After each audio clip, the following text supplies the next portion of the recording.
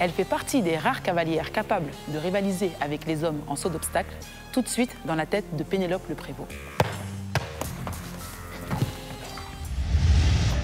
Elle participera à Rio à ses deuxièmes Jeux Olympiques. Son parcours, sa discipline, ses ambitions. Avant le saut Hermès ce week-end au Grand Palais pour Esprit Bleu, Pénélope Le Prévost se confie. Pénélope Le Prévost, bonjour. Bonjour. Si vous deviez vous définir en 3 mots.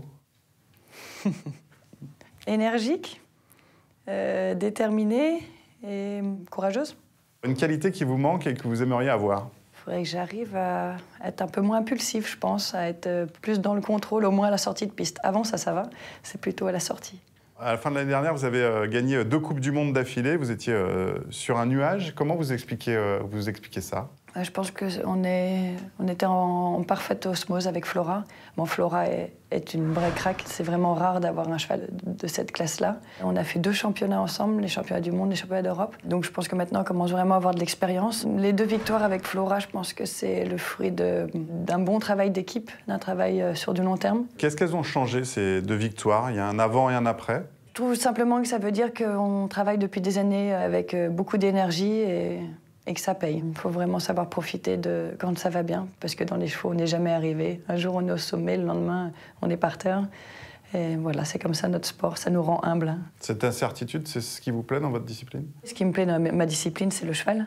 C'est l'harmonie avec le cheval et de sentir que par moment, il y a une certaine osmose qui se passe et que le cheval devine ce qu'on veut faire. Et c'est ce couple parfait qui me donne de l'adrénaline. Alors vous pratiquez une des rares disciplines mixtes dans laquelle vous réussissez à battre les hommes. Il y a une satisfaction personnelle? Non, pas de satisfaction personnelle à les battre, mais par contre, on est complètement d'égal à égal. Avec moi, vraiment, c'est pas quelque chose qui est présent dans notre sport, en tout cas à haut niveau. On se parle entre cavaliers, il n'y a pas du tout de problème de sexe là-dedans. Qu'est-ce qui vous fait avancer aujourd'hui? L'envie de toujours faire mieux. Il y a vraiment 2 choses, c'est l'amour du cheval et l'amour de la compétition, et ce qui fait que je me régale complètement à cumuler les 2. Alors en 2012, à Londres, vous êtes passé à côté des Jeux Olympiques. Ça a été difficile à vivre? Franchement, c'était une vraie déception. L'équipe était dehors et moi en individuel aussi dès le début. Pour une bêtise, une mauvaise stratégie. Je n'avais pas mesuré le format des Jeux Olympiques. Voilà, je saurais à quoi m'attendre cette année. Alors pour finir, je vais vous demander de fermer les yeux et de vous imaginer à Rio cet été. Vous êtes en finale des Jeux, vous êtes en tête, il vous reste 3 obstacles à franchir.